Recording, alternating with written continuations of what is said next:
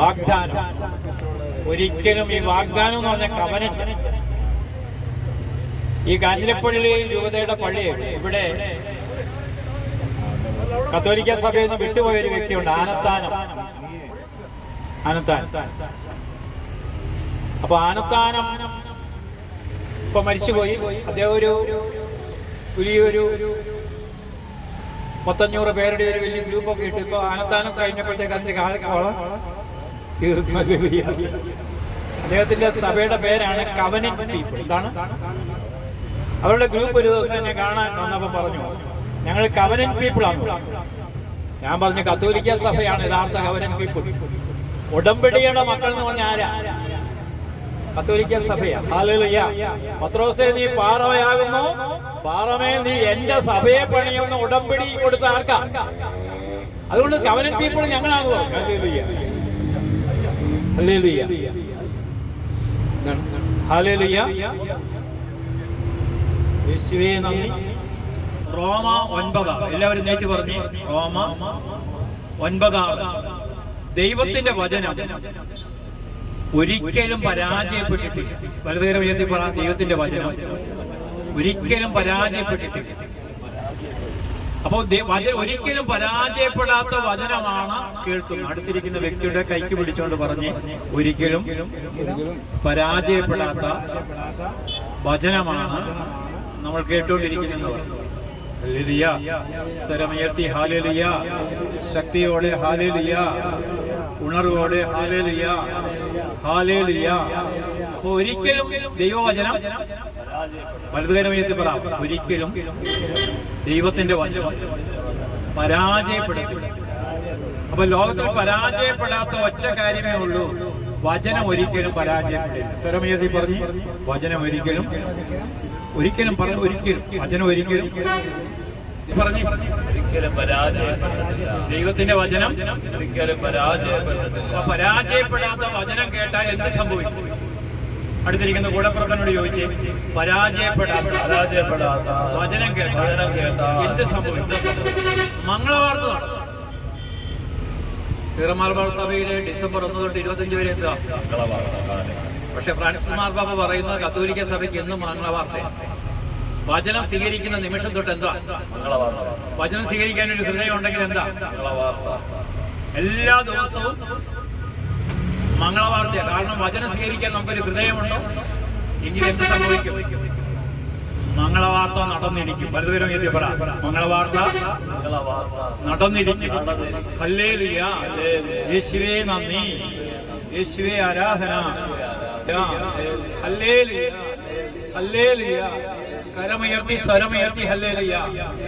ശക്തിയോടെ ഹല്ലേലൂയ, ഉണർവോടെ ഹല്ലേലൂയ, ഹല്ലേലൂയ, ഹല്ലേലൂയ, ഹല്ലേലൂയ.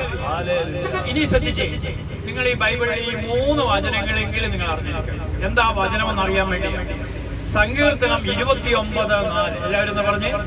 സങ്കീർത്തനം 29:4 അവിടെ വചനത്തെ കുറിച്ച് എന്താ പറയുന്നത് നമുക്കൊന്ന് ശ്രദ്ധിക്കാം. സങ്കീർത്തനം എല്ലാവരും നേരിട്ട് പറ. സങ്കീർത്തനം 29:4 വചനം.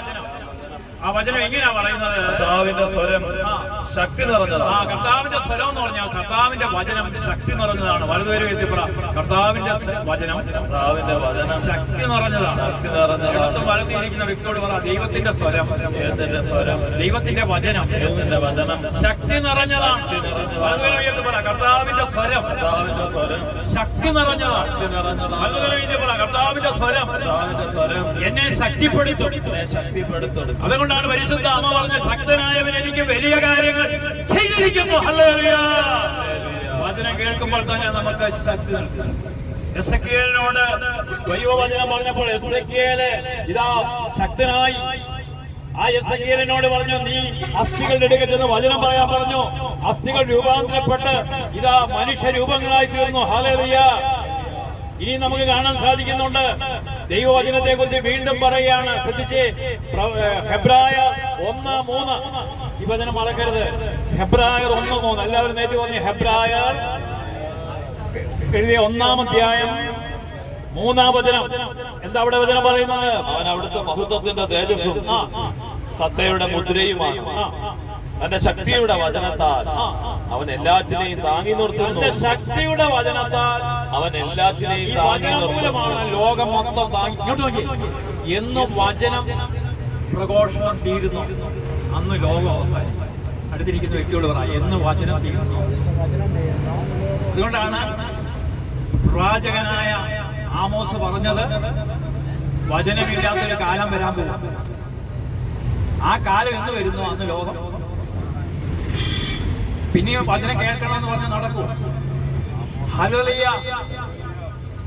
ആമോസിന്റെ പ്രവചനം 8:11 പറയുകയാണ്, ദൈവമായ കർത്താവ് അരുളി ചെയ്യുന്നു, ദേശത്ത് ഞാൻ ക്ഷാമമായി, ദേശത്ത് ഞാനൊരു ക്ഷാമമായിരിക്കും. നാളുകൾ വരുന്നു, നാളുകൾ വരാൻ പോകുന്നു. നാളുകൾ ഇതാ വരാൻ പോകുന്നു. നമ്മുടെ ഈ കാലഘട്ടത്തിൽ തന്നെ വരാൻ പോകുന്നു. എന്താ വരാൻ പോകുന്ന കാലം? ഭക്ഷണത്തിനുള്ള ക്ഷാമമല്ല, ദാഹജലത്തിനുള്ള ക്ഷാമമല്ല, കർത്താവിന്റെ വചനം ലഭിക്കുവാൻ ക്ഷാമമായിരിക്കും. ഹല്ലേലൂയ.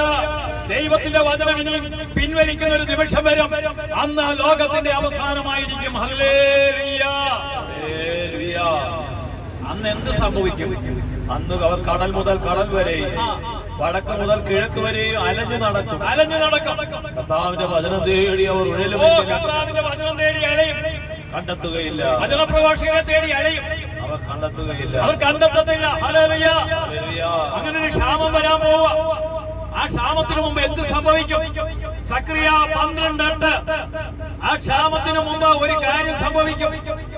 സക്രിയ 13:8. ആ സക്രിയ 13:8. ഈ ക്ഷാമം ഉണ്ടാകുന്നതിന് മുമ്പ് ഒരു സംഭവം നടക്കും. ഇങ്ങോട്ട് നോക്കി, എല്ലാവരും ഇങ്ങോട്ട് നോക്കി. ഈ വചനക്ഷാമം ഉണ്ടാകുന്നതിന് മുമ്പ് ഒരു സംഭവം ഉണ്ടാകും. എന്താ ഉണ്ടാവും? കർത്താവ് അരുളി ചെയ്യുന്നു, ദേശവാസികളിൽ 2 ഭാഗം നശിപ്പിക്കപ്പെടും. എത്ര പേര് നശിക്കപ്പെടും? 2 ഭാഗം. 300 കോടി ജനങ്ങളുണ്ടെങ്കിൽ എത്ര കോടി ജനം പോക്കാം? 300 കോടി ഉണ്ടെങ്കിൽ എത്ര കോടി പോക്കാം? 200 കോടി ജനം പോയി. 1/3 ഭാഗം ശേഷിക്കും. 1/3 ശേഷിക്കും. ഈ 1/3 ഭാഗത്ത് അപ്പൊ ഈ ലോകത്തിലെ അതിനുള്ള കാര്യങ്ങളെല്ലാം അടങ്ങിയിരിക്കുക. അമേരിക്കയിലെ വലിയ ഒരു ദർശനപരമുള്ളൊരു വൈദികൻ പറഞ്ഞത്, ഇത് റഷ്യയിൽ കൂടി തന്നെ തുടങ്ങുമെന്ന്. റഷ്യക്ക് അവസാനം നിൽക്കക്കള്ളിയില്ലെങ്കിൽ അവൻ യൂറോപ്പ് രാജ്യത്തിനിട്ട് അണുബോംബ് പൊട്ടിച്ചു. ഒറ്റ അണുബോംബോടുകൂടി യൂറോപ്പ് മൊത്തം തീരുമെന്നാണ്. ഹല്ലേലൂയ. ഭൂമിയെ 2ആയി പിളർത്താൻ കഴിവുള്ള ബോംബ് വരെ അവന്റെ കയ്യിൽ. ഇവന്റെ തല തിരിഞ്ഞു കഴിഞ്ഞാൽ തീർന്നു. നമ്മളെത്തി ജീവിക്കുന്ന ഈ ഭൂമി ഒരു സുരക്ഷിതത്വം. അടുത്തിരിക്കുന്ന വ്യക്തിയോട് പറ, ഒരു സുരക്ഷിതത്വം ഇല്ല. അപ്പോൾ ദേശവാസികൾ എത്ര പേര് മരിക്കും? 2 ഭാഗം. 2 ഭാഗം മരിക്കും. 1/3 ഭാഗം ശേഷിക്കും. 1/3 ഭാഗം ശേഷിക്കും. അപ്പോൾ അടുത്തിരിക്കുന്ന വ്യക്തിയോട് പറ, 1/1 ആവാൻ ആഗ്രഹമുണ്ടോ? 3/2 കൂടെ പോകുന്നത് 1/1 ആവാൻ ആഗ്രഹമുണ്ടോ?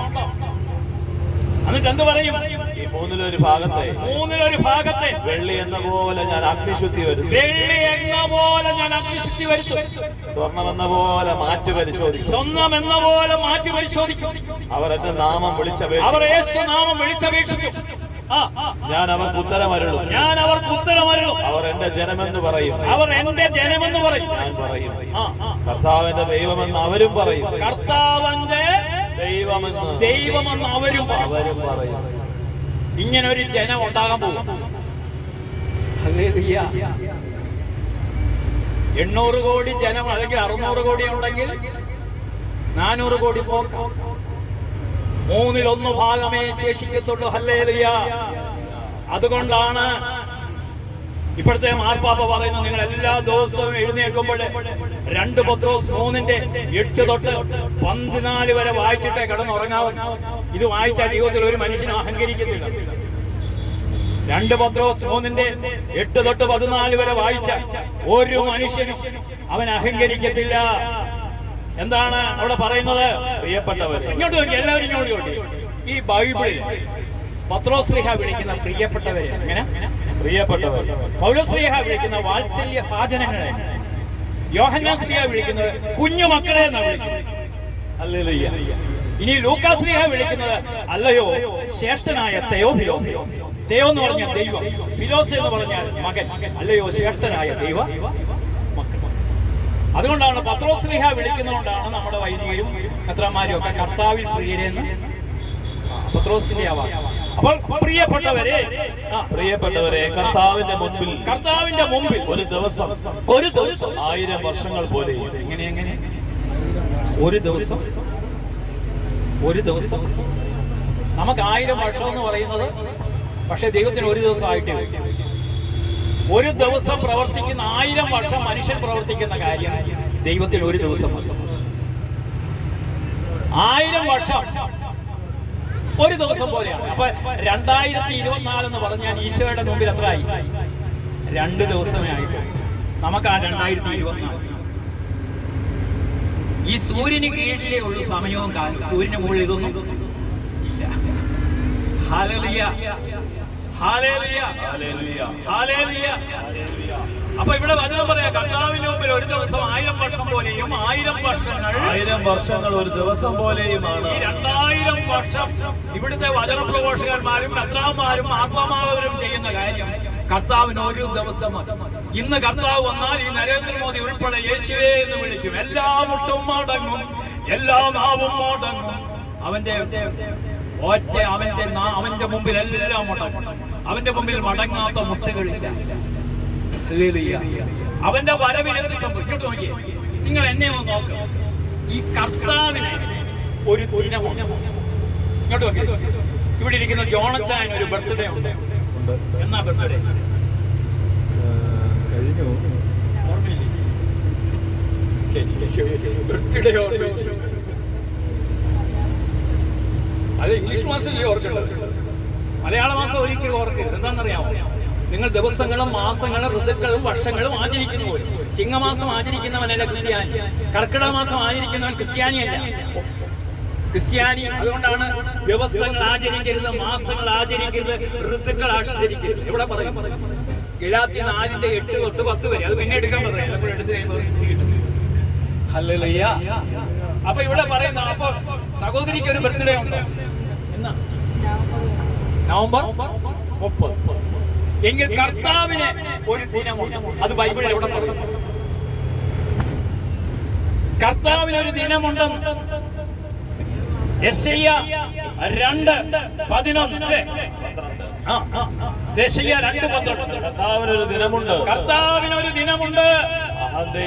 അഹന്തയും ഉന്നത ഭാവവുമുള്ള അഹന്തയ്ക്കും അഹങ്കരിക്കുന്നവർക്കും എല്ലാവർക്കും എതിരായിട്ടുള്ള ഉന്നത ഭാവമുള്ള ദിനം. അതിന്റെ 17-ാം വചനം പറയാണ്, മനുഷ്യന്റെ അഹങ്കാരത്തിന് അന്ന് അറുതി വരും. കർത്താവിന്റെ ദിവസം മനുഷ്യന്റെ അഹങ്കാരം മൊത്തം മാറും. അടുത്ത വചനം പറയുന്നു, ഗർവിഷ്ഠൻ വിനീതനാക്കപ്പെടും. അന്ന് കർത്താവ് മാത്രം ഉയർന്നു നിൽക്കും. വിഗ്രഹങ്ങൾ നിശേഷം തകർക്കപ്പെടും. ഭൂമിയെ പ്രകമ്പനം കൊള്ളിക്കാൻ കർത്താവ് വരുമ്പോൾ ഉജ്ജ്വല പ്രഭാവത്തിന്റെ ഭീതിദായകമായ മനുഷ്യർ പാറയിടുക്കുകളിലും യേശുക്രിസ്തുവിനെ അറിയാത്ത മക്കൾ പാറയെ കുടിക്കും, പാറയിടുക്കി പോയി ഒളിക്കും, ഗുഹകളിൽ പോയി ഒളിക്കും. ആത്മീയ മനുഷ്യരല്ലാത്തവരെല്ലാം കിലുകിലാ വിളയ്ക്കും. ഇന്ന് ബാഹ്യമായ ഭക്തിയുള്ളവരൊക്കെ അന്ന് കർത്താവിന്റെ ദിനത്തിൽ കിലുകിലാ വിളയ്ക്കും. Hallelujah, hallelujah. അന്ന് കർത്താവ് മാത്രമേ ഈ ലോകത്തിലുള്ളൂ. ഒരേ ഒരു ദൈവമേ ലോകത്തുള്ളെന്ന് എല്ലാ ജാതികളും വിളിച്ചു പറയുന്ന ഒരു ദിവസം വരും. ഹല്ലേലൂയ. യേശു കർത്താവാണ് എന്ന് അതരം കൊണ്ട് ഏറ്റുപറയുന്നവർ കരമുയർത്തി ഹല്ലേലൂയ പറഞ്ഞേ, സ്വരമുയർത്തി പറഞ്ഞേ. അതുകൊണ്ടാണ് ആ വചനം പറയുന്നത്. ആദ്യത്തെ മാർപ്പാപ്പ പറയാണ്, പ്രിയപ്പെട്ടവരെ, കർത്താവിന്റെ മുമ്പിൽ ഒരു ദിവസം 1000 വർഷങ്ങൾ 1000 വർഷം പോലെയും 1000 വർഷങ്ങൾ ഒരു ദിവസം 1000 വർഷങ്ങൾ ഒരു ദിവസം പോലെയുമാണ് എന്ന കാര്യം നിങ്ങൾ വിസ്മരിക്കരുത്. കാലവിളംബത്തെ കുറിച്ച് ചിലർ വിചാരിക്കുന്നത് പോലെ കർത്താവ് തന്നെ വാഗ്ദാനങ്ങൾ പാലിക്കുന്നതിൽ താമസം വരുത്തുന്നില്ല. എന്താ പിന്നെ കർത്താവ് വരാതിരിക്കുന്നത്? ഈ താമസം വരുത്തുന്നത് എന്താ? അടുത്ത വായനമുണ്ട്. ആരും നശിച്ചു പോകാതെ ഈ ലോകത്തിൽ ഒരു മനുഷ്യനും നശിച്ചു, ഹിസ്ബുള്ള പോലും നശിച്ചു പോകാൻ ആഗ്രഹിക്കുന്നു. ഹിസ്ബുള്ള തീവ്രവാദികൾ പോലും നശിച്ചു പോകല്ല എന്ന് എല്ലാവരും അനുഭവിക്കണമെന്ന് ആഗ്രഹിക്കുന്ന ദൈവത്തിന്റെ അനന്തമായ കരുണ കൊണ്ടാണ് ഈ ലോകം നിലനിൽക്കുന്നത്. പ്രിയരേ, ദൈവത്തിന്റെ അനന്തമായ കരുണ, ആരും നശിച്ചു പോകാതെ എല്ലാവരും അനുദപിക്കണമെന്ന് അവിടുന്ന് ആഗ്രഹിക്കുന്നത് കൊണ്ട്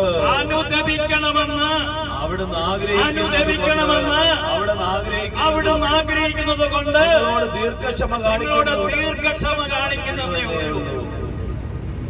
കർത്താവിന്റെ ദീർഘക്ഷമയാണ്. നമ്മുടെ ക്ഷമ പോലാണോ? കർത്താവിന്റെ ദീർഘക്ഷമ കൊണ്ടാണ്. അടുത്തിരിക്കുന്ന കൂടപ്പുറപ്പിനോടൊന്ന് കൈക്ക് പിടിച്ചോണ്ട് പറ, ദീർഘക്ഷമ കൊണ്ടാണ് ജീവിക്ക് ഈ കാലം ഇങ്ങനെ പോകുന്നതെന്ന് പറഞ്ഞു. എന്താണ് ഇനി അടുത്ത വചനം പറയാണ്, കർത്താവിന്റെ ദിനം കള്ളനെ പോലെ വരും. എല്ലാവരും ഇങ്ങോട്ട് നോക്കിയേ.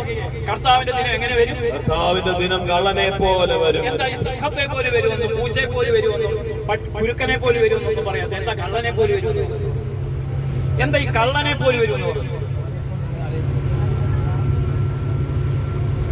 അതിന്റെ അർത്ഥം പറ. കള്ളൻ ഒത്തിരി പ്രത്യേകതകളുണ്ട്. കള്ളനെ പോലെ വരുമെന്ന് പറഞ്ഞാൽ കള്ളൻ ഒരിക്കലും മുൻവാതിൽ കൂടി വീട്ടിൽ വരുത്തി കയറുമോ?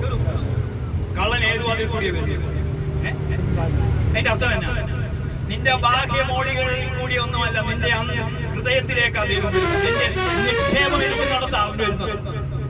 നിന്റെ നിക്ഷേപം അന്വേഷിച്ചിട്ടാണ് വരുന്നത്. രാജിച്ചന് പലരൂപതയിലെ ഒരു ബ്രദറാ കേട്ടോ. അമേരിക്കയിലൊക്കെ പോയി പ്രസംഗിക്കുന്ന കൈ ഉയർത്തി. അപ്പൊ കർത്താവിന്റെ ദിനം എങ്ങനെ വരും? കള്ളനെ പോലെ. കള്ളൻ എന്ന് പറഞ്ഞാൽ നിന്റെ നിന്റെ വിവശത്തെ, നിന്റെ MBBS FRCS ഒന്നും വേണ്ട, നിന്റെ തിളക്കങ്ങളൊന്നും അവന് വേണ്ട. നിന്റെ നിക്ഷേപമാണ് അവന്, നിന്റെ ഉള്ളിരിപ്പാണ്, നിന്റെ ഹൃദയം എങ്ങനെ ഇരിക്കുന്നെന്ന് അതാ പറഞ്ഞു. കർത്താവിന്റെ ദിനം എങ്ങനെ വരും? കള്ളനെ പോലെ. എങ്ങനെ വരും? കള്ളനെ പോലെ. അടുത്തിരിക്കുന്ന വ്യക്തിയോട് പറ, കള്ളനെ പോലെ. നിന്റെ നിക്ഷേപം ഇരിക്കുന്നിടത്താണ് നിന്റെ ഹൃദയം. അപ്പൊ നിന്റെ ഹൃദയമാണ് അവൻ അറിയുന്നത്. അപ്പൊ ഹൃദയത്തിലേക്ക് വരുമ്പോൾ ഹൃദയത്തിനകത്ത് മൊത്തം കാപട്യ ബാഹ്യമായ ഭക്തിയെ കാണുമ്പോഴൊക്കെ വലിയ ബാഹ്യമായ രീതി. ഹല്ലേലൂയ. അതുകൊണ്ടാണ് ഈ ബൈബിളിൽ 2 ചോദ്യങ്ങൾക്ക് ഉത്തരം കൊടുത്താൽ നമ്മൾ ആത്മീയത അഭിവൃദ്ധിപ്പെട്ടു. ഈ 2 ചോദ്യങ്ങൾ എന്തൊക്കെയാണ്? നീ എവിടെ? നിന്റെ സഹോദരൻ. ഈ 2 ചോദ്യങ്ങൾക്ക് ഉത്തരം കൊടുത്താൽ ഉൽപ്പത്തി 3:9 ആദത്തോട് ചോദിക്കുകയാണ്, ആദം നീ എവിടെ? യോണിച്ച, നീ നിർത്തിയിടത്ത് തന്നെയാണോ നിൽക്കുന്നത്? ദൈവം മാമോദിസ എന്ന് പറയുന്ന കൂദാശയിൽ കൂടി ക്രിസ്തുവിനെ അറിഞ്ഞു ആ നിർത്തിയ സാഹചര്യത്തിൽ തന്നെയാണോ നിൽക്കുന്നത്? അടുത്തിരിക്കുന്ന വ്യക്തിയോട് നീ എവിടെയാണ്? നിന്റെ പഴയ സ്വഭാവമൊക്കെ ഉണ്ടോ? ചിലപ്പോ പറയും എന്റെ പഴയ സ്വഭാവം എടുക്കല്ലെന്ന്. അത് ഭയങ്കര അത് ആര് പറയും? ഇങ്ങനെ പറയരുത്. പഴയത് പോയി പുതിയ മനുഷ്യനായി കഴിഞ്ഞാൽ പഴയത് എടുക്കരുത്. സഹികേടാനില്ല. ആണോ? അപ്പോൾ ഞാൻ ക്രിസ്തുവിലായിരിക്കുന്നവൻ പുതിയ സൃഷ്ടിയാണ്. നീ ആ പുതിയ സൃഷ്ടിയാണോ? നീ എവിടെ? നീ നിർത്തിയിടത്ത് തന്നെയാണോ? നിന്നെ എങ്ങനെയാ നിർത്തിയത്? ദൈവം തന്റെ ഛായയിലും സാദൃശ്യത്തിലും ആരെ സൃഷ്ടിച്ചു? എന്താ ദൈവത്തിന്റെ ഛായ? ദൈവത്തിന്റെ സ്നേഹമാണ്. സാദൃശ്യം എന്ന് പറഞ്ഞാൽ പരിശുദ്ധിയാണ്. സ്നേഹം, ആ ദൈവിക സ്നേഹത്തിലാണോ ഞാൻ നിലനിൽക്കുന്നത്? ആദം നീ എവിടെയെന്ന് ചോദിച്ചപ്പോൾ ആദം എന്താ മറുപടി കൊടുത്തത്? ഇങ്ങോട്ട് നോക്കി, എല്ലാവരും എന്നെ നോക്കുന്നു. ആദം എന്താ മറുപടി കൊടുത്തത്? ആദം മറുപടി പറഞ്ഞു, തോട്ടത്തിൽ അവിടുത്തെ ശബ്ദം കേട്ട് ഞാൻ നഗ്നനായതുകൊണ്ട് ഭയം ഒളിച്ചു. ബൈബിളിലെ ആദ്യത്തെ വാക്ക് ഭയം എന്ന വാക്ക് ഉൽപ്പത്തി 3:10 ഉണ്ടാകുന്നു. വലതുകരമെത്തി പറഞ്ഞ് ഭയം എന്ന വാക്ക് എവിടെ ഉണ്ടാകുന്നത്? ഉൽപ്പത്തി 3:10. പ്രിയ സഹോദരങ്ങളെ, ഭയന്ന് നിങ്ങൾക്ക് ഇന്ന് നമുക്ക് പലതും ഭയമാണ്, പലരെയും ഭയമാണ്. കാരണം എന്നാ ഞാൻ നിർത്തിയെടുത്ത് നിന്ന് മാറി. ഈ ഭയം എന്തുകൊണ്ടുണ്ടാകുന്നു? 1 യോഹന്നാൻ 3:18 1 യോഹന്നാൻ 4:18 തൊട്ട് 20 വരെയുള്ള തിരുവചനം വായിച്ചേ. 1 യോഹന്നാൻ 4:18 തൊട്ട് 20 വരെ. സ്നേഹത്തിൽ ഭയത്തിന് ഇടമില്ല. അടുത്തിരിക്കുന്ന വ്യക്തിയുടെ കൈക്ക് പിടിച്ചു പറ, സ്നേഹിക്കുന്നവന് ഭയമില്ലെന്ന് പറ. സ്നേഹിക്കുന്നവന് ഭയമില്ല. അടുത്തിരിക്കുന്ന വ്യക്തിയുടെ കൈക്ക് പിടിച്ചോണ്ട് പറ, സ്നേഹിക്കുന്നവന് ഭയമില്ല. സ്നേഹമുള്ളവൻ എന്തില്ല? ഭയമില്ല. അപ്പൊ ഭയം ഉണ്ടായത് ദൈവത്തിൽ നിന്നാകുന്നതുകൊണ്ട്. ഞാനും എന്റെ ദൈവമായിട്ടുള്ള ബന്ധം വിച്ഛേദിച്ചപ്പോൾ എന്തുണ്ടായി? ഭയമുണ്ടായി. ഹല്ലേലൂയ. ഭയക്കാൻ തുടങ്ങിയപ്പോൾ എന്തുണ്ടായി? ഭയം പാപത്തിലേക്ക് നയിച്ചു. ഹല്ലേലൂയ. അപ്പോൾ ഇവന് എന്തുണ്ടായി?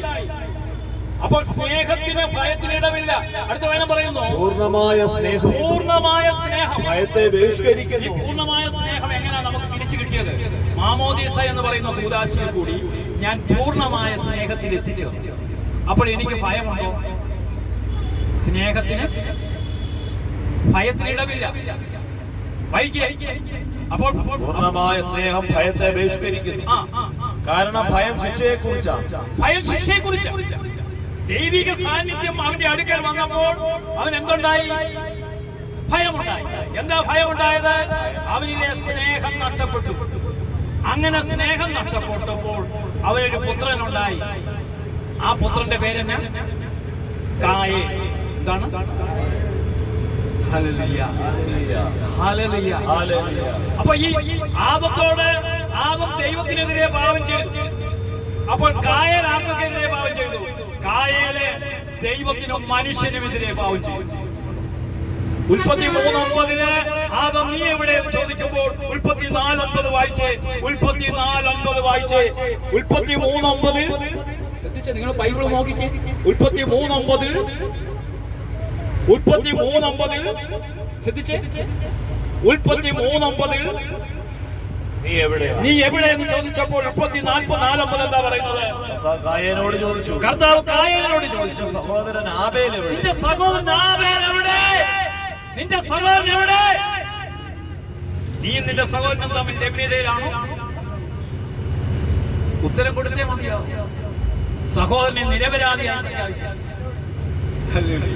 സഹോദരനെതിരെ ഇനി ഒരു കുറ്റവും പറയരുത്. നിന്റെ സഹോദരൻ എവിടെ?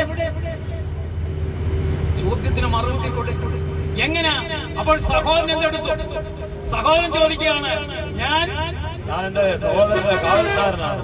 ഞാൻ നിന്റെ സഹോദരന്റെ കാവൽക്കാരനാണ്. പ്രിയ സഹോദരങ്ങളെ, നമ്മൾ അടുത്തിരിക്കുന്ന വ്യക്തിയുടെ കാവൽക്കാരൻ. എസെക്കിയേൽ പ്രവാചകന്റെ പുസ്തകത്തിൽ 3 വട്ടം ആവർത്തിച്ച് പറയാം. എസെക്കിയേൽ 33:7 പറയാണ്. എസെക്കിയേൽ 3:17 പറയാണ്.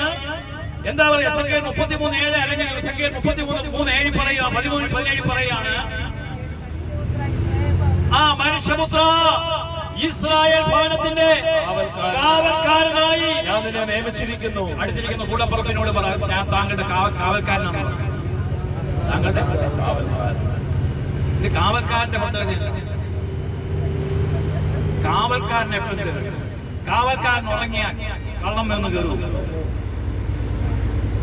ഞാൻ നിന്റെ അടുത്തിരിക്കുന്ന വ്യക്തിയുടെ കാവൽക്കാരൻ. കാവൽക്കാരന്റെ പ്രത്യേകത, അടുത്തിരിക്കുന്ന വ്യക്തിയുടെ ആത്മാവിന് വേണ്ടി പ്രാർത്ഥിക്കും. അവൻ നശിച്ചു പോകല്ലേ. ആത്മാവിന്റെ രക്ഷയ്ക്ക് വേണ്ടി. നിന്റെ ചുറ്റുപാടിൽ ഒരു മദ്യപാനി ഉണ്ടെങ്കിൽ ആ മദ്യപാനിയെ രക്ഷപ്പെടുത്താൻ നിന്നെ വിളിച്ചിരിക്കും. അവനെ രക്ഷപ്പെടുത്തിയില്ലേ നീ കണക്ക് കൊടുക്കേണ്ടി വരുമെന്ന് അടുത്ത വചനം പറയും. 33:7 തൊട്ടുള്ള വചനം ഒന്ന് വായിച്ചേ. ഇസ്രായേൽ ഭവനത്തിന് കാവൽക്കാരനായി ഞാൻ നിന്നെ നിയമിച്ചിരിക്കുന്നു. എന്റെ നാവിൽ നിന്ന് വചനം കേൾക്കുമ്പോൾ എന്റെ താക്കീത് അവരെ അറിയിക്കണം. അവരെ അറിയിക്കണം. ഈ പോക്ക് അപകടം. നിങ്ങളുടെ ശരീരം ക്രിസ്തുവിന്റെ ശരീരമാണ്. ഇത് ക്രിസ്തുവിന്റെ അവയവം. ഇത് മദ്യപിക്കാനുള്ളതല്ല, ഇത് മുഖവരിക്കാനുള്ളതല്ല, ഇത് പറയണം. ഇത് എന്റെ ശരീരം ക്രിസ്തുവിന്റെ ശരീരമാണ്. അപ്പൊ ദൈവത്തിന്റെ സാദൃശ്യത്തിൽ സൃഷ്ടിക്കപ്പെട്ടിരിക്കുകയാണ്. അപ്പൊ ഈ ശരീരം ക്രിസ്തുവിന്റേതാണ്. ഈ ശരീരം ഉയർപ്പിക്കപ്പെടേണ്ടതാണ്. ശരീരത്തെ കുറിച്ച് 6 കാര്യങ്ങളാണ് പറഞ്ഞത്. ഒന്ന്, ശരീരം കർത്താവിന്റേതാണ്. എടുക്കണ്ട, വീട്ടിൽ ചെന്ന് വായിച്ചാൽ മതി. 1 കൊരിന്ത്യർ 6:13. ശരീരം കർത്താവിന്റേതാണ്. വലതുകരം ഉയർത്തി പറ, ശരീരം കർത്താവിന്റേതാണ്. 2, ശരീരം ഉയർപ്പിക്കപ്പെടണം. 1 കൊരിന്ത്യർ 6:13. അടുത്തിരിക്കുന്ന വ്യക്തിയോട് അത് ഉയർപ്പിക്കപ്പെടേണ്ടതാണ്. തേജസ്സീകരിക്കപ്പെടണം. ഇനിയും അതിന്റെ 1 കൊരിന്ത്യർ 6:15. നിങ്ങളുടെ ശരീരങ്ങൾ ക്രിസ്തുവിന്റെ അവയവങ്ങളാണെന്ന് നിങ്ങൾക്ക് അറിഞ്ഞുകൂടെ. അടുത്തിരിക്കുന്ന വ്യക്തിയോട് പറ, താങ്കളുടെ കണ്ണ് ക്രിസ്തുവിന്റെ കണ്ണാണെന്ന് പറ. അതുകൊണ്ടാണ് പൗലോസ് ഇനിയും നിങ്ങളെ ഞാൻ മാനുഷികമായ കണ്ണുകൊണ്ട് നോക്കത്തില്ല. ഭാര്യയോട് പറ, ഇനി മനുഷ്യന്റെ കണ്ണുകൊണ്ട് നോക്കത്തില്ല.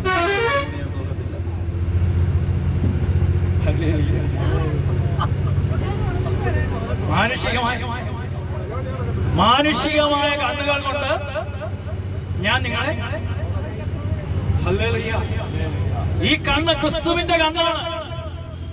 ക്രിസ്തുവിന്റെ കണ്ണാണ്. കാരണം ഈ കണ്ണുകൾ കൊണ്ട് ഇതൊക്കെ 2ാം വരവിനെ ദർശിക്കേണ്ട കണ്ണ, അവനോടൊപ്പം ആയിരിക്കേണ്ടതാണ്. ഇങ്ങോട്ട് നോക്കി, ശരീരം. എന്റെ ഇടയ്ക്ക് ഒരാൾ വിളിച്ചിട്ട് പറഞ്ഞു, ആ സന്തോഷ് വാക്കിൽ ഒത്തിരി ക്ഷീണിച്ചു ബ്രദറും ഞാനും ഒത്തിരി ക്ഷീണിച്ചത്. ഞാൻ പറഞ്ഞു, ശരീരത്തിനൊന്നും പ്രാധാന്യം കൊടുക്കണ്ട. അദ്ദേഹത്തിന്റെ ആത്മാവിന്റെ സൗന്ദര്യം നിങ്ങൾക്ക് അറിയാമോ? മനുഷ്യനിങ്ങനെ ഇത് ഈ പുഴുവിന് കൃമിക്കുള്ള ശരീരം. ശവം എടുക്കുമ്പോൾ എടുക്കുന്നവനെങ്കിലും ശപിക്കാതിരിക്കുമല്ലോ, ഭാരക്കുറവായിരുന്നു. ഇല്ല സന്തോഷം. അപ്പൊ ഈ ശരീരം ആരുടേതാണ്? അപ്പൊ ഈ ശരീരം കർത്താവിൻ്റെതാണ്. പക്ഷെ ആത്മാവും തമ്മിലാ ബന്ധം. ആത്മാവും ആത്മനാഥനും തമ്മിലാ ബന്ധം. എന്റെ ആത്മാവിന് വേണ്ടിയാണ് അവൻ ദാഹിക്കുന്നത്. ഹല്ലേലൂയ. ഞാനിന്ന് മരിച്ചാൽ സ്വർഗത്തിൽ പോകണം, അവനോടൊപ്പം ആയിരിക്കണം. ഇന്ന് നീ എന്നോടൊപ്പം പർദീസായിലായിരിക്കും. നിങ്ങൾ ഇന്ന് മരിച്ചാൽ സ്വർഗത്തിൽ പോകുന്ന ഉറപ്പുള്ളവർ മാത്രം കൈവക്കും. സ്വർഗത്തിൽ പോകുന്ന ഉറപ്പുള്ള ആരും കൈവക്കുന്നില്ല. വിശ്വാസമല്ല, നമ്മളിലേക്ക് നോക്കണം. സ്വർഗത്തിൽ പോകാൻ തടസ്സമായി നിൽക്കുന്ന എന്തെങ്കിലും, സ്വർഗത്തിൽ പോകാൻ തടസ്സമായി നിൽക്കുന്ന ഒന്നാമത്തെ കാര്യം ദൈവാശ്രയ ബോധമില്ലെങ്കിൽ സ്വർഗത്തിൽ പോകില്ല. 2, ആരുടെയെങ്കിലും കുറ്റം പറയുന്നില്ല. ആരുടെയെങ്കിലും കുറ്റം വീട്ടിലിരുന്ന് പറയുന്നത് നിങ്ങൾ സ്വർഗത്തിൽ പോകും. ബൈബിൾ അടിസ്ഥാനമിട്ടാ പറയുന്നത്. ഒരധ്യായം മൊത്തം ക്രിസ്ത്യാനി എങ്ങനെയാ ജീവിക്കേണ്ടതെന്നാണ് പറയുന്നത്. ഏത് അധ്യായം എന്ന് പറയുന്നത്? ഒരധ്യായം മൊത്തം ക്രിസ്ത്യാനി ജീവിക്കേണ്ടത് എങ്ങനെയാണ്? അല്ലല്ല, തീത്തോസിന്റെ ലേഖനം 3-ാം അധ്യായത്തിന്റെ ഹെഡിങ് ഇങ്ങനെയാണ്, ക്രിസ്തീയ ജീവിത ചര്യ. ക്രിസ്തീയ അതിന്റെ ഹെഡിങ് എങ്ങനെ? അതിന്റെ 2-ാം വചനം പറയാണ്, ആരെയും പറ്റി തിന്മ പറയാതിരിക്കുക. ആരുടെയും കുറ്റം പറയും. അടുത്തിരിക്കുന്ന വ്യക്തിയോട് പറ, ആരുടെയും കുറ്റം പറയും. ആരുടെയും കുറ്റം പറയാത്തവരെ മാത്രം ഒന്ന് കൈകൊള്ളും.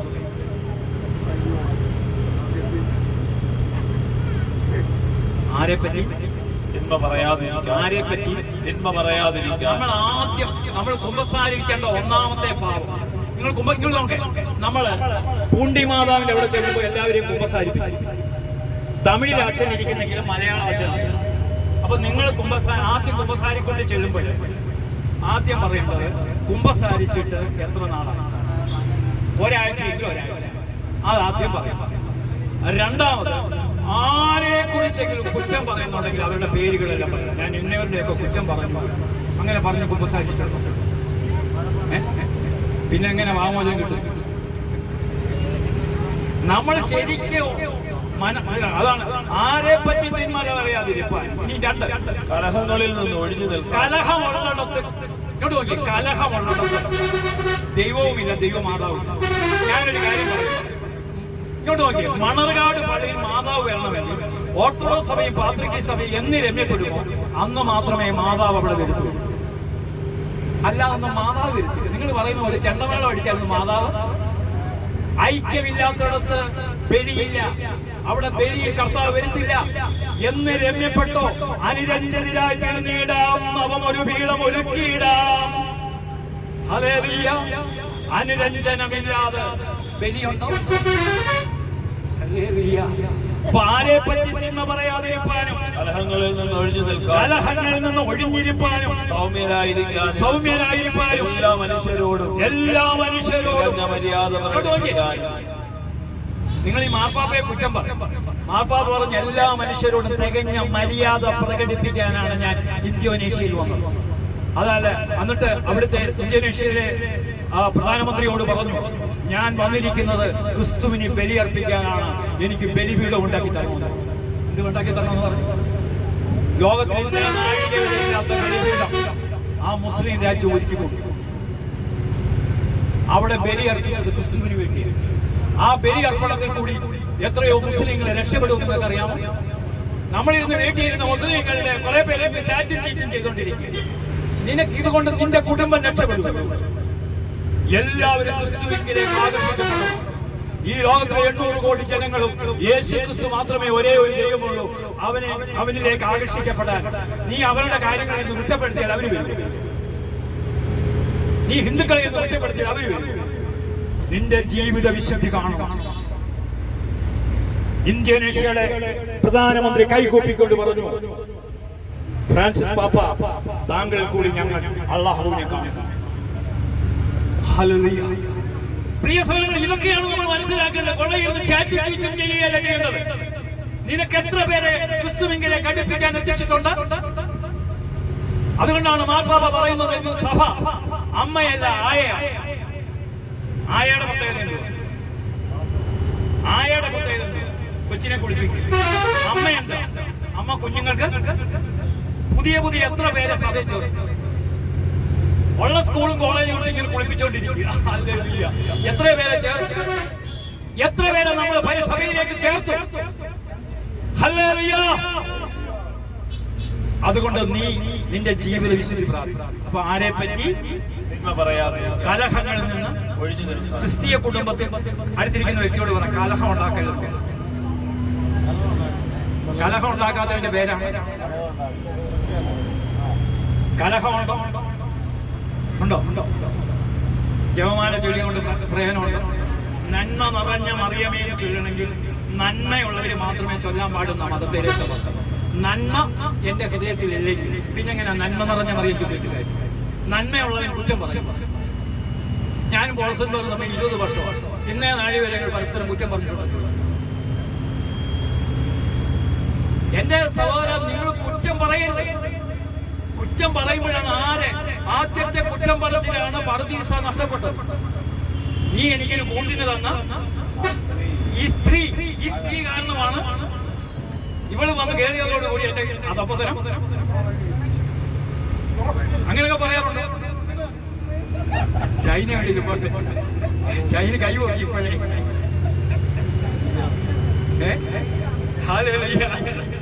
അപ്പൊ ആരെ പറ്റിയും കലഹങ്ങളിൽ നിന്ന് ഒഴിഞ്ഞു നിൽക്കാനും, കലഹമുണ്ടാക്കുന്ന കുടുംബത്തിൽ ക്രിസ്തുവില്ല, കലഹമുണ്ടാക്കുന്ന ദേവാലയത്തിൽ ക്രിസ്തുവില്ല.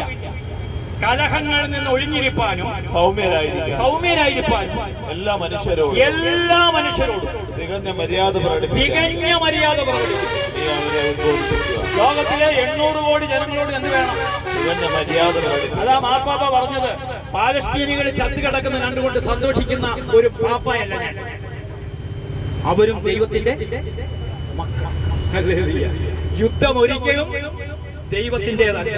പഴയ നിയമമായിരുന്നു യുദ്ധത്തിന്റെ. പക്ഷെ പുതിയ നിയമം കരുണയുടെ കർത്താവ് ദൈവം ആരാണെന്ന് പുതിയ നിയമത്തിൽ നമുക്ക് കാണിച്ചു തരിക. ഹല്ലേലൂയ. അപ്പോൾ ഞാൻ ചോദിക്കുന്നു, നീ എവിടെ? നിന്റെ സഹോദരൻ? അപ്പോൾ ആദം ദൈവത്തിനെതിരെ പാപം ചെയ്തപ്പോൾ മകൻ എന്ത് ചെയ്തു? ദൈവത്തിനും മനുഷ്യനുമെതിരെ പാപം ചെയ്തു. അതെങ്ങനെയാ? ഈ ബൈബിൾ ഇങ്ങോട്ട്, നിങ്ങൾ ഈ ബൈബിൾ ഇങ്ങോട്ട് നോക്കിക്കേ. ഈ ബൈബിൾ ഒന്ന് ശ്രദ്ധിച്ചു. ഈ ബൈബിൾ 3 കാലഘട്ടത്തിൽ, പ്രാരംഭയുഗം, മധ്യയുഗം, അന്ത്യയുഗം. എല്ലാവരും പറഞ്ഞു പ്രാരംഭയുഗം, മധ്യയുഗം, അന്ത്യയുഗം. പ്രാരംഭയുഗം അവസാനിക്കുന്നത് നോഹയുടെ കാലം വരെയാണ്. നോഹയുടെ ജനനം തൊട്ട് മധ്യയുഗം തുടങ്ങി. മധ്യയുഗം തുടങ്ങുന്നപ്പോഴാണെന്നറിയാം, വെള്ളപ്പൊക്കം ശേഷമാണ് മധ്യം. അപ്പൊ പ്രാരംഭ യുഗത്തിൽ എത്ര വയസ്സ് പ്രായമുള്ളവർ വരെ ഉണ്ടായി? ബ്രദറെ, പ്രാരംഭ യുഗത്തിൽ ഏറ്റവും പ്രായമുള്ള വ്യക്തി ആരാണ്? അബ്രഹാം. പ്രാരംഭ യുഗത്തിൽ അബ്രഹാമില്ല. പ്രാരംഭ യുഗത്തിൽ അബ്രഹാമില്ല, മധ്യയുഗത്തിൽ അബ്രഹാം. പ്രാരംഭ യുഗത്തിലെ ഏറ്റവും പ്രായം കൂടിയ വ്യക്തി മെത്തുശേലഹ്. ആരാണ്? മെത്തുശേലഹ് എന്ന വാക്കിന്റെ അർത്ഥം അവന് ശേഷം പ്രളയം. അവൻ മരിച്ച ദിവസമാണ് നോഹയുടെ വെള്ളപ്പൊക്കം. അപ്പോൾ പ്രാരംഭ യുഗം അവസാനിക്കുന്നത്, നിങ്ങൾ ശ്രദ്ധിക്കേ, ഉൽപ്പത്തി 5-ാം അധ്യായം എടുക്കണം. എല്ലാവരും പറഞ്ഞു. ഉൽപ്പത്തി 5-ന്റെ ഹെഡിങ് ഇങ്ങനെയാണ്: ആദം മുതൽ നോഹ വരെ. ആദം മുതൽ നോഹ വരെ. ആദം മുതൽ നോഹ വരെ. ആദത്തിന്റെ വംശാവലി ഗ്രന്ഥമാണിത്.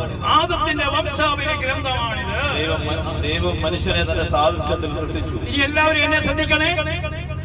ദൈവം മനുഷ്യനെ എങ്ങനെ സൃഷ്ടിച്ചു? തന്റെ സാദൃശ്യത്തിൽ സൃഷ്ടിച്ചു. മനുഷ്യനെ തന്റെ സാദൃശ്യത്തിൽ സൃഷ്ടിച്ചു. സ്ത്രീയും പുരുഷനുമായി അവരെ സൃഷ്ടിച്ചു. സ്ത്രീയും പുരുഷനുമായി സൃഷ്ടിച്ചു. അവിടുന്ന് അവരെ അനുഗ്രഹിക്കുകയും മനുഷ്യൻ എന്ന് വിളിക്കുകയും ചെയ്തു. എങ്ങനെ വിളിച്ചു എന്ന് പറഞ്ഞ? മനുഷ്യ എന്ന് വിളിച്ചു. എന്താ മനുഷ്യ എന്ന് പറഞ്ഞാൽ? മനസ്സുള്ളവൻ. എന്താണ്? എന്താ മനസ്സ്?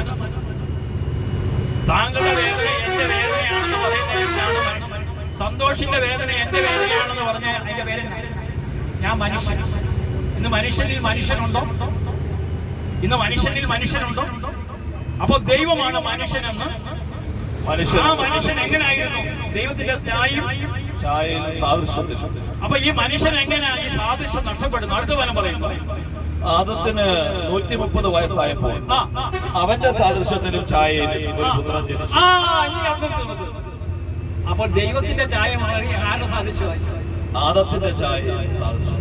ആദത്തിന്റെ ഛായ സാദൃശ്യമായി കഴിഞ്ഞാൽ അവൻ പിന്നെ കൊലപാതകയാവാതിരിക്കും.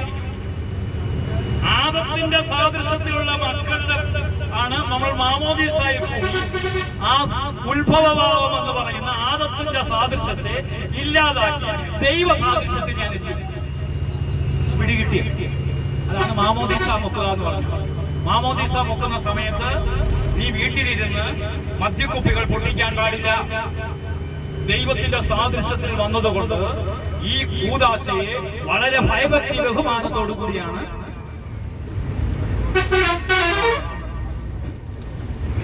ആദ്യ കുർബാന കുർബാനയ്ക്ക് പൊട്ടിക്കാം. അപ്പൊ ശ്രദ്ധിക്കുക, ഇങ്ങോട്ട് നോക്കിയ ആദത്തിന്റെ സാദൃശ്യത്തിൽ ആരുണ്ടായി? മക്കളുണ്ടായപ്പോൾ ഈ മക്കൾ കൊലപാതകരായി മാറി. അപ്പോൾ ആദത്തിന്റെ സാദൃശ്യമായ മനുഷ്യരെ ഈ ലോകത്തിൽ കൊലപാതകരാകാതിരിക്കാൻ വേണ്ടി ദൈവത്തിന്റെ ദൈവം മനുഷ്യനായി ഭൂമിയിൽ അവതരിച്ചു. എന്തിനാ? എന്റെ സാദൃശ്യം അവന്റെ സാദൃശ്യമാക്കാനാണ് ക്രിസ്തു ഈ ഭൂമിയിലേക്ക് വന്നത്. Hallelujah, hallelujah. അതുകൊണ്ടാണ് എന്നെ കാണുന്നവൻ ക്രിസ്തുവിനെ കാണും. അടുത്തിരിക്കുന്ന വ്യക്തിയോട് പറ, എന്നെ കാണുന്നവൻ. അടുത്ത വ്യക്തിയോട് പറ, എന്നെ കാണുന്നവൻ. ഞാനും ക്രിസ്തു ഒന്നാണെന്ന് ഉറക്കെ പറ. ഞാനും ക്രിസ്തുവും ഉറക്കെ പറ. എന്നെ കാണുന്നവൻ ആരെ കാണും? എന്റെ മുഖം ആരുടെ മുഖമാണ്?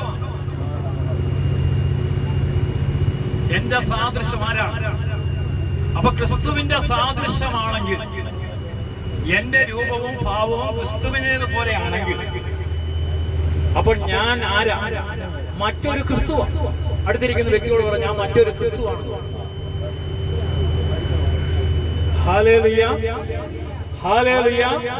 സ്വരമുയർത്തി ഹല്ലേലൂയ, മനമുയർത്തി ഹല്ലേലൂയ, ശക്തിയോടെ ഹല്ലേലൂയ, ഉണർവോടെ ഹല്ലേലൂയ. അപ്പൊ ഞാൻ പറഞ്ഞത് കേട്ടോ. ഒന്ന്, ആദം നീ എവിടെ? അവൻ ദൈവസാദൃശ്യം നഷ്ടപ്പെട്ടപ്പോൾ അവന് ഭയമുണ്ടായി. ഇന്ന് നിങ്ങൾക്ക് ഭയമുണ്ടെങ്കിൽ നിങ്ങളിൽ ദൈവിക സാദൃശ്യം നഷ്ടപ്പെട്ടിട്ടുണ്ട്. ഹല്ലേലൂയ, ഹല്ലേലൂയ, ഹല്ലേലൂയ, ഹല്ലേലൂയ. അപ്പൊ ശ്രദ്ധിക്കുക. അപ്പൊ അതുകൊണ്ടാണ് പത്രോസിന്റെ 2-ാം ലേഖനം 3:10 പറയാണ്, കർത്താവിന്റെ ദിനം കള്ളനെ പോലെ വരും. എങ്ങനെ വരും? എങ്ങനെ വരും? കള്ളനെ പോലെ. എന്തിനാ കള്ളൻ വരുന്നത്? 3:10 തൊട്ട് ഇനി 2 പത്രോസ് 3:10 തൊട്ട് ഇനി വായി. കർത്താവിന്റെ ദിനം കള്ളനെ പോലെ. അപ്പോൾ ആകാശം വലിയ ശബ്ദത്തോടെ അപ്രത്യക്ഷമാകും. ഈ കാണുന്ന ആകാശം നോക്കി, ഈ ശാസ്ത്രജ്ഞന്മാര് കോടിക്കണക്കിന് രൂപ ആകാശത്തിന് വേണ്ടി വിനിയോഗിക്കുന്നെങ്കിൽ ഈ ആകാശക്കണക്കിന് രൂപയാണ് ഈ ആകാശം വലിയ ശബ്ദത്തോടെ അപ്രത്യക്ഷമാകും. നീ അടുത്തവനെ പറയുന്നു, മൂലപദാർത്ഥങ്ങൾ എരിഞ്ഞ് ചാമ്പരാകും. മൂലപദാർത്ഥങ്ങൾ എരിഞ്ഞ് ചാമ്പരാകും. അടുത്തവനെ പറയുന്നു, ഭൂമിയും അതിലുള്ള സമസ്തവും കത്തി നശിക്കും. അടുത്തിരിക്കുന്ന വ്യക്തിയോട് പറ, ഭൂമിയും അതിലുള്ള സമസ്തവും കത്തി നശിക്കും. ഭൂമിയും അതിലുള്ള സമസ്തവും കത്തി നശിക്കും. ഉറക്കെ പറഞ്ഞു. ഈ ഭൂമിയിലുള്ള വസ്തുക്കൾക്ക് വേണ്ടി അടിപിടി മൊത്തം. അപ്പൊ ഈ ഭൂമിയും അതിലുള്ള സമസ്തവും കത്തി നശിക്കും. ഉറക്കെ പറഞ്ഞു, ഭൂമിയും അതിലുള്ള സമസ്തവും കത്തി നശിക്കും. അടുത്തവനെ പറയുന്നു, ഇവയെല്ലാം നശ്വരമാകയാൽ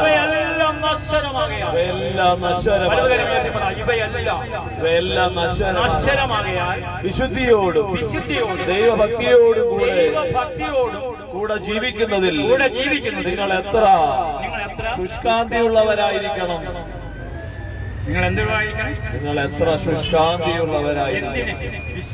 വിശുദ്ധിയോടും ദൈവഭക്തിയോടും. അപ്പൊ ഈ വേളാങ്കണ്ണി യാത്രയുടെ ഉദ്ദേശം എന്താ? വിശുദ്ധിയോടും ദൈവഭക്തിയോടും. ഇങ്ങനെ ജീവിക്കണമെങ്കിൽ സാത്താൻ ഇഷ്ടമാണോ? സാത്താനിനകത്ത് ആൾക്കാരെ പറഞ്ഞു വിടത്തില്ല. കാരണം എന്നാ? വിശുദ്ധിയോടും ദൈവഭക്തിയോടും ജീവിക്കുന്ന ആഗ്രഹിക്കുന്നവരെ അവൻ അങ്ങനെ രക്ഷപ്പെടുന്ന ഇവന്റെ സാമ്രാജ്യം ഇവിടെ ഒപ്പിട്ടോ. ഞാൻ എന്റെ കുടുംബത്തിൽ വിശുദ്ധിയോടുകൂടി ജീവിക്കാൻ തിരിഞ്ഞ് ഇത് സാത്താൻ ഇഷ്ടപ്പെടും. അവനിങ്ങനെ കോംപ്രമൈസിന് വരും. എല്ലാം കോംപ്രമൈസ്. അവനെന്താണ്? അപ്പൊ ഈ കോംപ്രമൈസ് വന്നപ്പോൾ ലേവ്യരുടെ പുസ്തകം 18:1 തൊട്ട് 5 വരെയുള്ള തിരുവചനത്തിൽ ദൈവമായ കർത്താവ് അരുളിച്ചെയ്തു. ലേവ്യർ ഇങ്ങോട്ട് നോക്കിയേ. ലേവ്യർ കേൾക്കുന്നുണ്ടോ? ലേവ്യർ 18:1 തൊട്ട് 5 വരെ വായിച്ചേ. കർത്താവ് മോശയോട് അരുളിച്ചെയ്തു. ഇസ്രായേൽ ജനത്തോട് പറയുക, ഞാൻ നിങ്ങളുടെ ദൈവമായ കർത്താവാണ്. നിങ്ങൾ വസിച്ചിരുന്ന ഈജിപ്ത് ദേശത്തെ ജനങ്ങളെ പോലെ നിങ്ങൾ പ്രവർത്തിക്കരുത്. നിങ്ങൾ വസിച്ച ഈജിപ്തിലെ പോലെ നിങ്ങൾ പ്രവർത്തിക്കരുത്. ഈജിപ്തിൽ പല കാര്യങ്ങൾ കാണും. അവിടുത്തെ ജനങ്ങളെ പോലെ നിങ്ങൾ ഓടുമ്പോ നടുവേ ഓടരുത്. ഞാൻ നിങ്ങളെ പ്രവേശിപ്പിക്കാനിരിക്കുന്ന കാനാൻ ദേശത്തെ ആളുകളെ പോലെ നിങ്ങൾ പ്രവർത്തിക്കരുത്. കാനാൻ ദേശത്തെ ആളുകളെ പോലെ നിങ്ങൾ പ്രവർത്തിക്കരുത്. അവരുടെ ചട്ടങ്ങൾ അനുസരിച്ച് നിങ്ങൾ വ്യാപരിക്കുകയും എന്റെ പ്രമാണങ്ങളും കൽപ്പനകളും അനുസരിച്ചാണ് നിങ്ങൾ ജീവിക്കുന്നത്. വ്യാപരിക്കണം. മനസ്സിലായോ? ഞാൻ നിങ്ങൾക്ക് വചനമുണ്ട്. ആ വചനം അനുസരിച്ചാണ് നിങ്ങൾ വിചാരിക്കുന്നത്. അതിനകത്ത് ഒരു കോംപ്രമൈസ് ഇല്ല. യേശുക്രിസ്തു മാത്രമേ ഏക രക്ഷകനെന്നോ ഉള്ളതിൽ ഒരു കോംപ്രമൈസ് ഇല്ല. ഒരു ദൈവം മാത്രമേ ഉള്ളൂ എന്നതിൽ ഒരു കോംപ്രമൈസ് ഇല്ല. നിങ്ങൾ എല്ലാവരെയും സ്നേഹിക്കണം. പക്ഷെ ഒരേ ഒരു ദൈവമേ. അതുകൊണ്ടാണ് ഈ ദൈവമാണ് പറഞ്ഞു വന്നത്. ഹെബ്രായർ 1:3 അവന്റെ വചനത്താലാണ് ഈ ലോകത്തെ താങ്ങി നിർത്തിയിരിക്കുന്നത്. വലതുകരയിൽ പറ, അവന്റെ വചനമാണ് ഈ ലോകത്തിന്റെ നിലനിൽപ്പ്. വചനമുള്ളവനെ നിലനിൽക്കൊള്ളുന്നു. എന്റെ വചനമുണ്ടെങ്കിൽ നീ വചനമനുസരിച്ച് ജീവിക്കുന്ന ഒരു കുടുംബനാഥനമാണ്. നീ നിലനിൽക്കും. ഉറപ്പ്. വചനമനുസരിച്ച് ജീവിക്കുന്ന ഒരു കുടുംബനാഥനാണെങ്കിൽ എന്തുണ്ട്? നിലനിൽപ്പുള്ളൂ. അവന്റെ കുടുംബത്തിനെ നിലനിൽപ്പുള്ളൂ. വലുതരത്തിൽ പറ, വചനമനുസരിച്ച് ജീവിക്കുന്ന കുടുംബത്തിന് മാത്രമേ നിലനിൽപ്പുള്ളൂ. അല്ലാത്തതൊന്നും നിലനിൽക്കത്തില്ല. നിങ്ങൾ ചുറ്റുപാടുകളൊന്ന് കണ്ണോടിച്ചു. വചനമനുസരിക്കാത്ത കുടുംബങ്ങൾ ഒന്നും നിലനിൽക്കത്തില്ല. ഹല്ലേലൂയ. സ്വരമുയർത്തി ഹല്ലേലൂയ. അപ്പൊ ഈ വചനത്താലാണ് ലോകത്തെ താങ്ങി നിർത്തിയിരിക്കുന്നത്. ഹല്ലേലൂയ. ഇനി വചനം എന്താണെന്ന് റോമ 1:16 പറയാം. റോമക്കാർക്ക് അപ്പൊ വചനത്തെ കുറിച്ച് 3 കാര്യങ്ങൾ പറഞ്ഞു. സങ്കീർത്തനം 29:4 പറഞ്ഞ് ഉറക്കെ പറഞ്ഞ സങ്കീർത്തനം 29:4. 2 എബ്രായർ 1:3. അത് ആമോസ് വചനത്തിന്റെ ക്ഷാമത്തെ കുറിച്ച്. 3ാമത് പറഞ്ഞപ്പോഴാണ് റോമ 1:16. സുവിശേഷത്തെ പറ്റി ഞാൻ ലജ്ജിക്കുന്നില്ല, സുവിശേഷത്തെ പറ്റി ഞാൻ ലജ്ജിക്കുന്നില്ല എന്നാൽ വിശ്വസിക്കുന്ന ഏവർക്കും അത് രക്ഷയിലേക്ക് നയിക്കുന്ന ദൈവശക്തിയാണ്. ദൈവശക്തിയാണ്. ഇത് ദൈവത്തിന്റെ ശക്തിയാണ്. വചനം എന്താ? ദൈവത്തിന്റെ ശക്തിയാണ്. വചനം എന്താ? ദൈവത്തിന്റെ ശക്തിയാണ്. വചനം എന്താ? ദൈവത്തിന്റെ ശക്തിയാണ്. അതുകൊണ്ടാണ് പരിശുദ്ധ അമ്മ പറഞ്ഞത്, ശക്തനായവൻ എനിക്ക് വലിയ കാര്യങ്ങൾ. കാരണം വചനം എന്നിൽ വന്ന് നടന്നു. അതുകൊണ്ടാണ് എന്താണ് ഈ കാനായിലെ കുടുംബത്തിൽ അത്ഭുതം നടക്കാൻ കഴിയുന്നത്. കാനായിലെ കുടുംബത്തിൽ അമ്മയുണ്ടായില്ല. യേശുവിനെ ശിഷ്യന്മാരെ ക്ഷണിച്ചു. അമ്മയുടെ പ്രതീകം സ്നേഹമാണെങ്കിൽ, ക്രിസ്തുവിന്റെ പ്രതീകം ദൈവമാണെങ്കിൽ, ശിഷ്യന്മാരുടെ പ്രതീകം കൂട്ടായ്മയാണെങ്കിൽ, ഈ 3 കൂട്ടരും നിന്റെ ഭവനത്തിലുണ്ടെങ്കിൽ നിനക്ക് അനുഗ്രഹമാണോ? നിന്റെ ഭവനത്തിൽ അമ്മയുണ്ടോ? നിന്റെ കുടുംബത്തിൽ യേശു ഉണ്ടോ? ശിഷ്യന്മാരുണ്ടോ എന്ന് ചോദിച്ചാൽ സഭയുണ്ടോ? സഭയും ദൈവവും ദൈവമാതാവും ഉണ്ടെങ്കിൽ നിന്റെ കുടുംബം ഏത് പ്രശ്നത്തിന്റെ നടുവിൽപ്പെട്ടാലും നീ രക്ഷപ്പെട്ടു. സന്തോഷ് ദുബായിൽ നിന്നിട്ട് വിളിച്ചിട്ട് പറഞ്ഞു, അജിയുടെ കാര്യം കഷ്ടം, നമ്മുടെ അജിയുടെ കാര്യം എങ്ങനെങ്കിലും സുനിലൊന്ന് രക്ഷപ്പെടുത്തുന്നു. ഞാൻ പറഞ്ഞ സന്തോഷം. അപ്പൊ ഞാൻ പ്രാർത്ഥിച്ചപ്പോൾ ഈശോ പറഞ്ഞു, അവൻ ഒരിക്കലും തകർന്നു പോകത്തില്ല.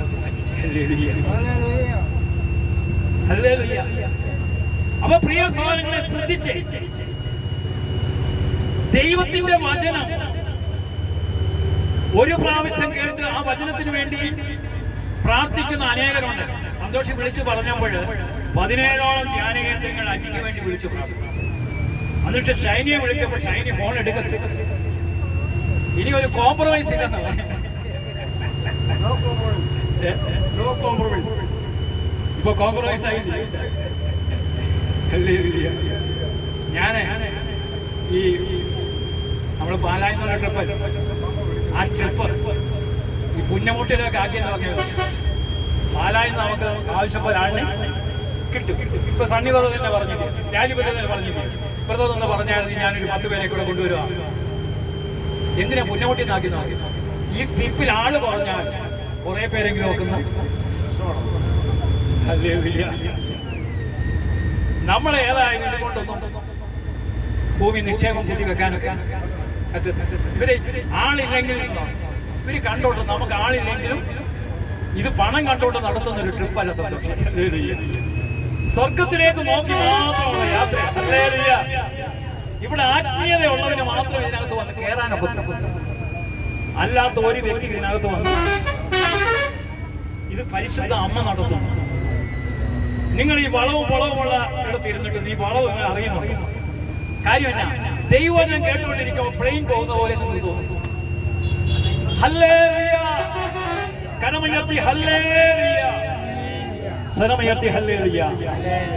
അപ്പൊ ഈ വചനം നമ്മുടെ ജീവിതത്തിലുണ്ടെങ്കിൽ, ഈ വചനം നമ്മുടെ ശരീരമുണ്ടെങ്കിൽ, നിന്റെ കുടുംബത്തിൽ പരിശുദ്ധ അമ്മയുണ്ടെങ്കിൽ, ഈശോയുണ്ടെങ്കിൽ, ശിഷ്യന്മാരുണ്ടെങ്കിൽ, നിന്റെ ഏത് പ്രതിസന്ധി നടുവിലും